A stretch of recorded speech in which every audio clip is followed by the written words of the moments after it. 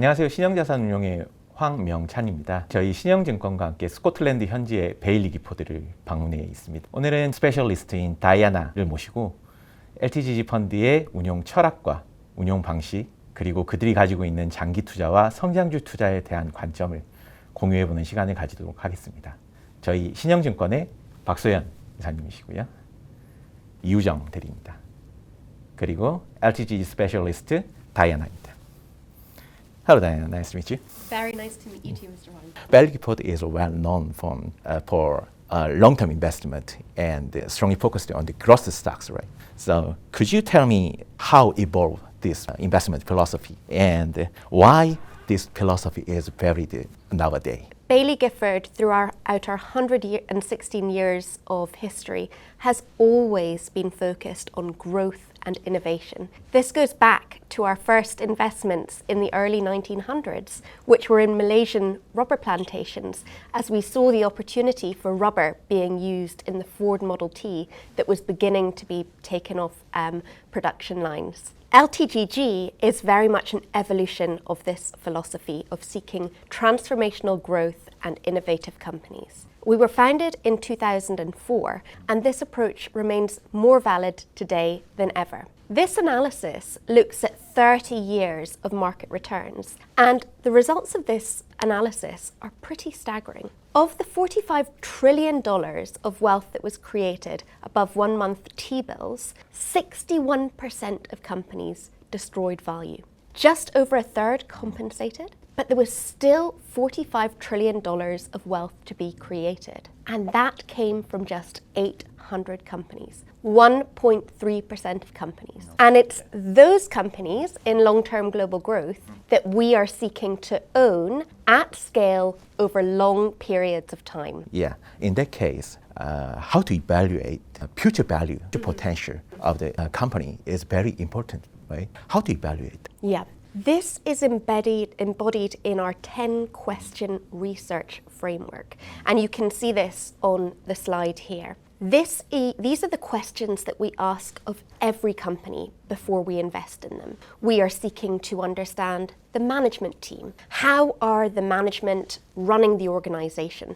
We're seeking to understand culture, competitive advantage, competitive moat. Does this company have the opportunity to become an outlier? And by outlier within Ltgg, we're thinking about companies that can make a 5 times return, that can quintuple in size over our holding period. So everything that we do when we assess a new company in the portfolio is totally embodied in these 10 questions. Okay, the next, many investors, especially the Korea investor too, they plan the long-term investment. But these days market is quite volatile because there's a lot of geopolitical issues these days, like in the Middle East, and also the Trump's tariff policy. What is the Beilligipold view of this kind of market volatility and how to overcome it? Volatility can be incredibly destructive to long-term returns, because if you are consumed by volatility, you may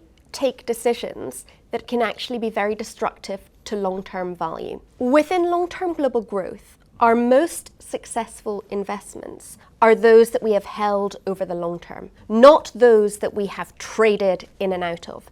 We don't think that we have any competitive advantage in terms of assessing market timing. For us in long-term global growth, we look at companies over a 5 to 10 year investment horizon. That is very different from the market. The average holding period in the market today is under a year. That outlier status doesn't happen on a day, on a month, or even a year. It happens when you are able to withstand that volatility and own companies for truly the long term. We don't really listen to investment banks. We don't read the research that comes from Wall Street. This is with Exactly. Typical investment banking. Yeah.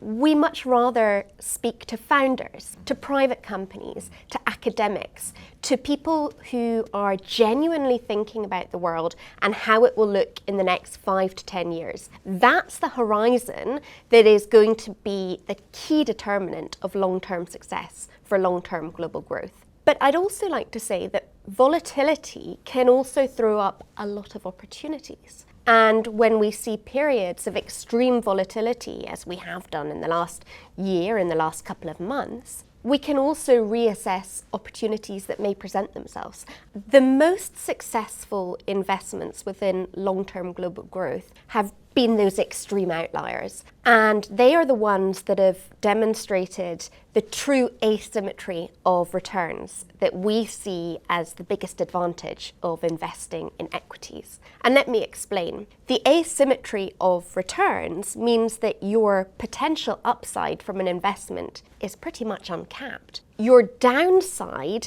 is limited to 100% your initial investment. Now that can be painful. The companies that we got wrong have been completely dwarfed by those companies that have gone on to be the outliers. All of these companies, all of these outliers have experienced volatility, and all of them have experienced numerous and significant drawdowns. So owning these companies isn't easy, but actually we would say that the companies that we've got wrong within long-term global growth are actually the ones that we missed out on. The companies that go on to be the outliers. And an example would be Apple. That is a company that we held in the strategy from 2008 to 2014, and we made a considerable return on our investment. But it has since gone on to generate outlier returns. And we must try our hardest within the team to make sure that we are alive and looking for these outlier potential companies.